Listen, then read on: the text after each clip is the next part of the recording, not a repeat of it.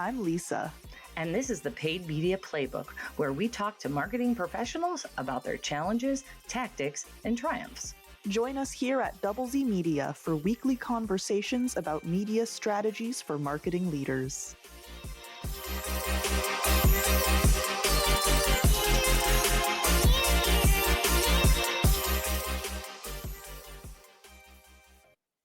All right. Well, we have Brittany Mosley here today from Rosie Finch Marketing Company. Welcome.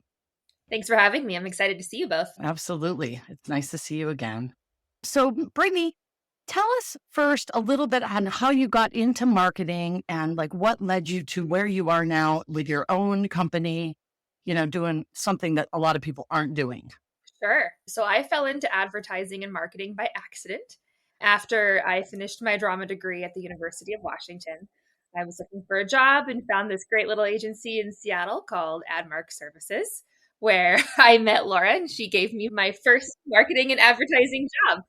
But what I really shucks. and what I really loved about working there was getting to both be strategic and hands-on at the exact same time was such a cool experience. You were learning as you were doing. No day was exactly the same. Strategies changed based on different clients, and we got to work on some very cool clients back in the day at Rat City Roller Girls, now Rat City Roller Derby, Fifth Avenue Theater. All of my passions sort of tied into a professional career. So that was incredible. I have since been on both client side, leading marketing, as well as agency side. After doing a short stint at a couple other agencies and places in Seattle, I then moved to LA with my husband and started leading very big accounts at global holding company agencies. I led the T-Mobile business. I led the TikTok business, launched them into market. So even more wild and fun stories. But the thing that I found about working at big agency, especially compared to like scrappy, innovative, true relationship-based agencies, it was so mired in process and upselling technology that was subpar and really trying to just maximize the dollar coming in to the client or to the agency rather, while doing very mediocre work. And I think also being on agency side too, you're but a small part of the ecosystem of growth is the way that I put it. You are an input to the machine. And I was very curious about how the rest of the machine worked. So I moved to B2B fintech startup side. And from there, led growth, sales, marketing, customer success, and technology. And really got to learn how all of those pieces worked together. And found that there was a disconnect between those practices. And that's where the idea for Rosie Finch was born. There's no reason for sales and marketing and all these different pieces to combat. We all just need to put them on the same roadmap together and drive them towards the same outcome. And when we are able to do that and fix those holes throughout the entire process, everybody's more successful, right? We hear things like, my agency sucks. And I'm like, maybe, but it's probably you. You probably have absolutely terrible inputs, or you're not giving feedback, or you gave them a false KPI. You're not telling them how the business is running. They are only as good as the inputs that you give. They're an input to the machine. So that's one space that I also feel very passionately about, and how we ended up with Rosie Finch. Oh, that's cool. So when you saw a disconnect between sales and marketing, give me an example of that. Yeah, I think the simplest place that I always see this starting is lead quality. It's always sales pointing to marketing, saying your lead quality is terrible, and marketing pointing to sales and saying you're not doing your job and closing the deal. My lead quality is great. Mm-hmm. And that is the inherent disconnect I find in those relationships, where it's who cares fault it is. It's both of your responsibility. And so we need to work together to drive that outcome. And so, yes, maybe it is the lead quality, but is it? Is it how we're vetting leads? Is it questions that the BDRs are asking leads? Let's figure out where every one of those holes are and start addressing the issue versus just pointing and saying, do your job better. Yeah, exactly. We had a client that the sales guy kept saying that he was getting a bunch of crap leads. He didn't get any lead.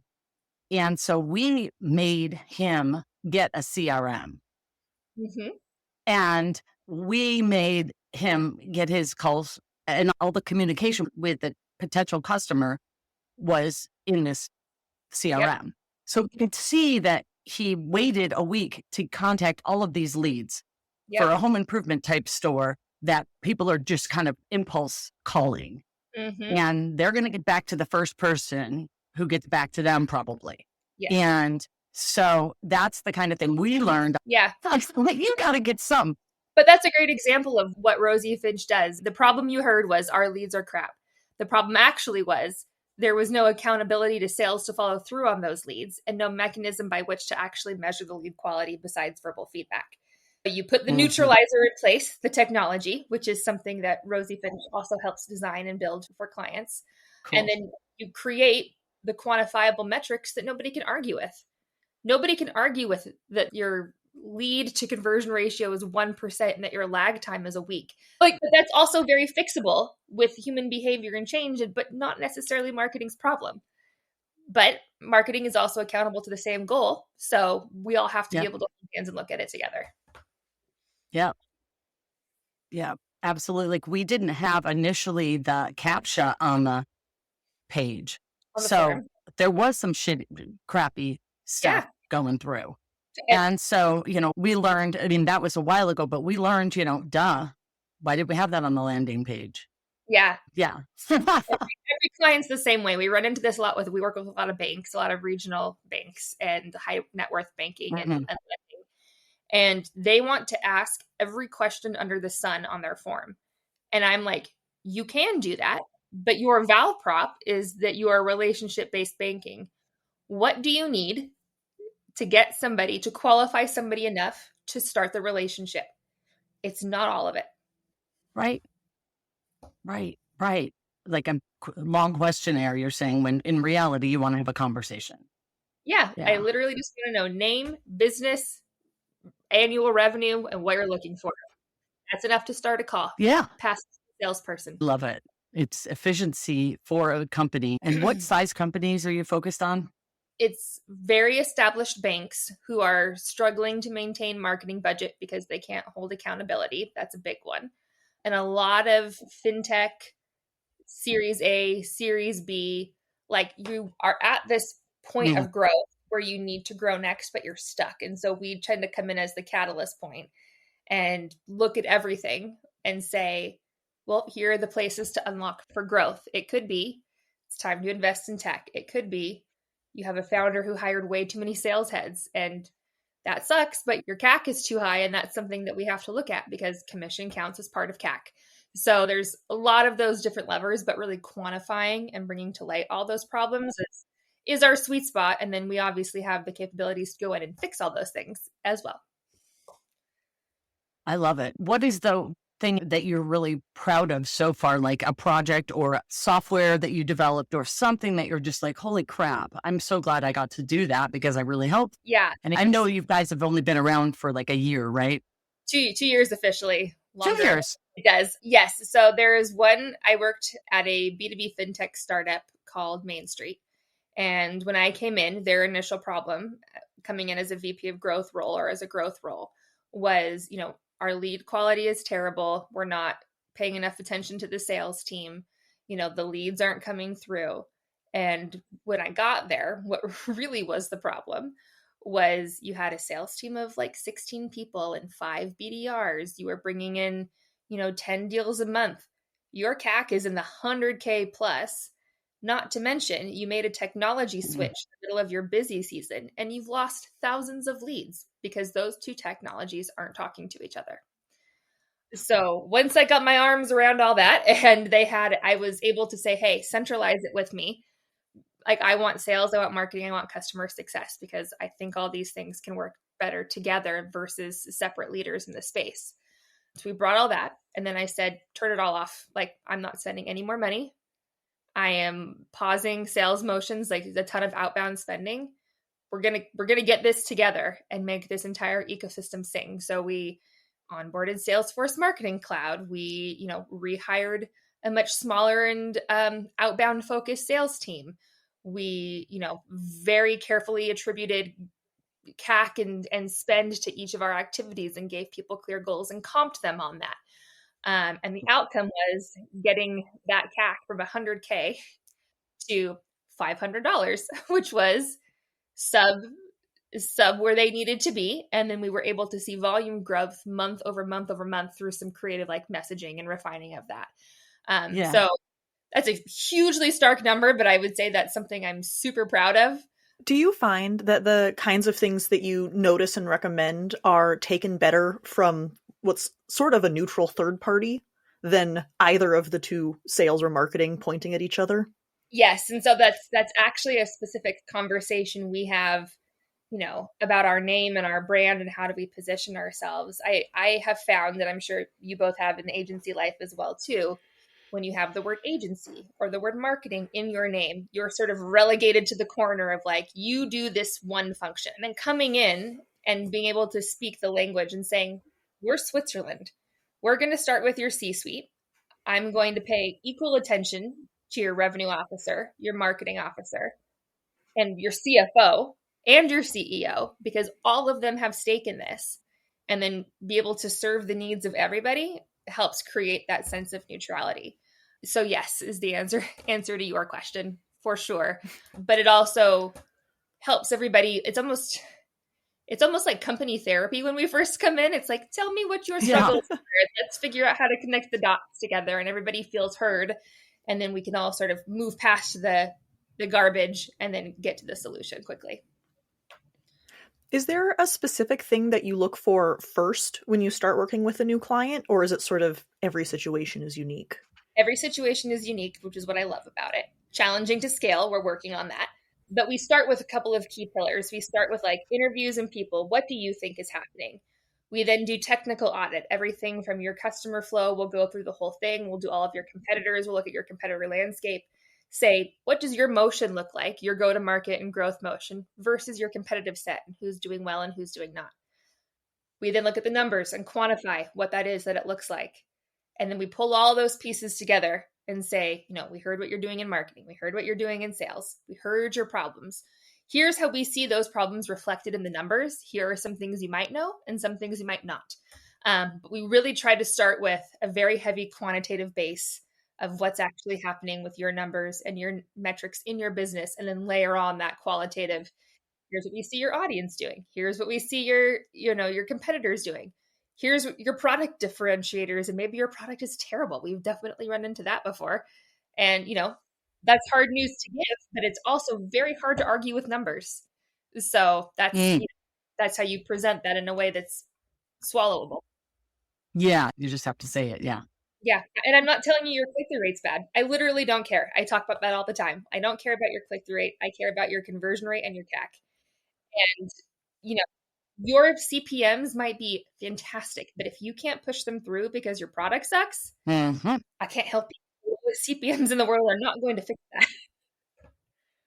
I love that. Everything that you're talking about, because we struggle because we want to track conversions. And, some of these smaller mid-sized companies that we work with, especially government, just issues with any kind of tracking of any sort of conversion. And you guys aren't giving me the tools to track to the conversion. And, I've said, hey, let's get a company in here that can field leads for you. I was told that the kind of marketing is going that way anyway, is that these agencies are ending up having to be everything to the very end, like a virtual CMO to the end, because the conversion, that measurement piece is not freaking happening half the time. The thing about especially smaller companies too, is that they feel like the measurement piece is so unattainable. It's like, I don't understand that. I have all this data. I don't know what to do with it. It's not that expensive, and it's not that hard to put a CRM in place, something inexpensive like HubSpot, to just say, hey, I centralize all these things in one place. It doesn't have to be a technical, like amazing automatic feedback loop. Just something really helps, to your point. Elevate. Tell me what keyword drove the most forum fills. That's all I want. And that's not a hard thing to attain. It just takes a minute to implement the basic technology to do that. That's exactly right.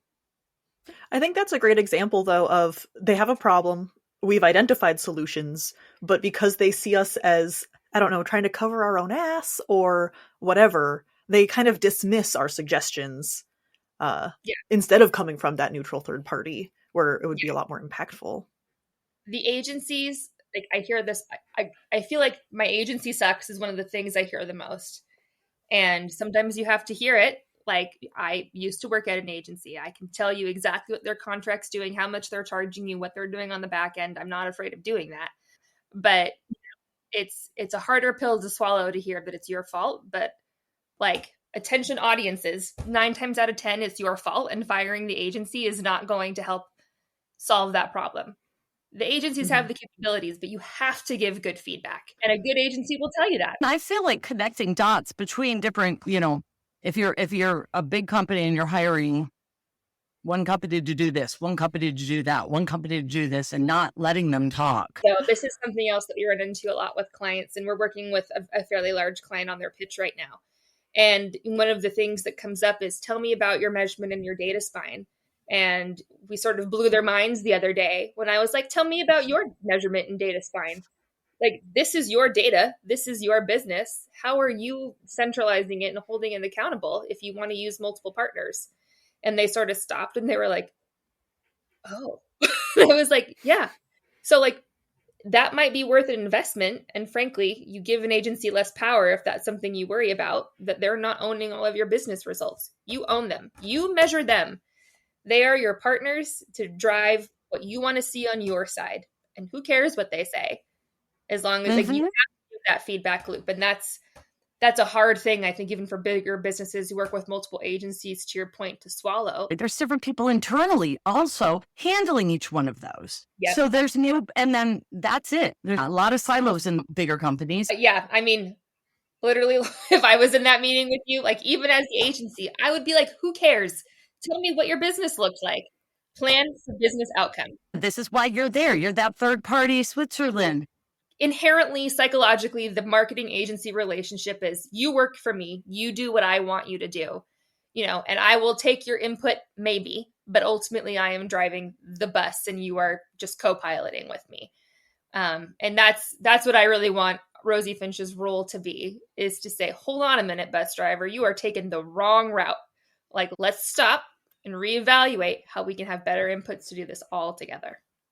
Do you tend to have like long-term continuous relationships with clients, or is it more like project-based, I have fixed you up and release you into the world? Both. So we usually have longer-term projects with clients who are building their go-to-market function. So we have a couple right now where it's literally, we need all the things. Okay, so here's the order of priorities. We're going to build marketing and sales infrastructure in Q1. We'll do that for you. We'll help you hire it, and then we're going to move out. It's never our intention to be there forever. But we also do, shorter term, couple month contracts. Usually they're like 6 to 12 months, because it's change management in your organization. Once you uncover a hard truth, is not easy. And, our goal is to help coach you through how to communicate those things, how to feel more empowered talking to your vendors. Do you need to choose a new agency to help provide coaching, confidence building, and then, the communication skills to be able to be more successful in those relationships. So I want to hear just a little bit about what it was like to work at and launch TikTok. Wild is I am so grateful for my time at a holding company and at Initiative, because they were at a time where, even though you had the backing of a global entity, you still got to operate really scrappy. So the LA office had its own new business team. Things got delegated to us. New York definitely saw it, but it was like, you kind of have reign to do cool shit. So, from pitching, we pitched TikTok before their name change from Musical.ly to TikTok was publicly announced. We had a week to do it. And the goal was, tell us how to spend our money without looking like we're spending our money, and trying to create natural virality. Like, what a cool and bizarre brief to be able to do that, right? Like, we had to put math and rigor behind virality and how do we manufacture those things. Some things were super awesome. Some things didn't work very well, but getting to have the chance to like really iterate and test things that are theoretical were so fun. There was one point we were doing something called the hashtag rap battle around Christmas, where it was like, can you, how quickly can you wrap a present? And we had celebrities coming onto TikTok to do it. And I think at one point I was on my way to Thanksgiving dinner with my in-laws, and I got a call from our talent person who was like, hey, Cardi B's agent needs to talk to you right now. I was like, okay, please What? yourself. I'm like gonna go talk to this guy named P and be like, let's talk about what I do. Cardi B. Like, what is my life? Like, I got to send my team to Awkwafina's house and go help her teach her how to use TikTok. Like, I planned, executed, canceled the Super Bowl in 2 weeks. 2 weeks. That was the whole thing. Like, bought a spot, shot a spot, canceled a spot. And it was like the amount of like pressure cooker and crazy is really what helps you like really reinforce those scrappy skills at like bigger levels. So that was what I loved to do. And I think I lost the love. All love to T-Mobile and the clients. But when you move from being scrappy and innovative and a business partner to a cog in the machine, no matter how senior the cog, that's, you're making little moves. You're not making transformational recommendations. And that's where I really like big impact. I like to live. Yeah.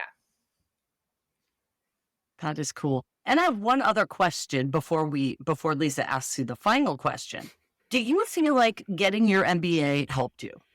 Yes. I think going into any like marketing space or sales space, you sort of know what you know, right? And I think that's what really began to broaden my ecosystem, or my idea that the ecosystem was bigger than marketing or bigger than sales or bigger than blank, is there were all these other inputs that had to make sense and fit together like puzzle pieces. And so many companies, their leadership doesn't see it that way. It's like, I am the puzzle. No, like you are a part of the puzzle. And it's important that you understand how your input impacts product, impacts accounting, impacts finance, impacts people. And having that broader perspective, and also being able to speak honestly the finance language of like CAC and ROAS and, TAM and like all the acronyms that they teach you in, accounting classes.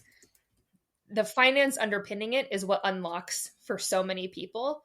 And that's, I think, a hole that many, many like marketers, salespeople, specialists don't understand.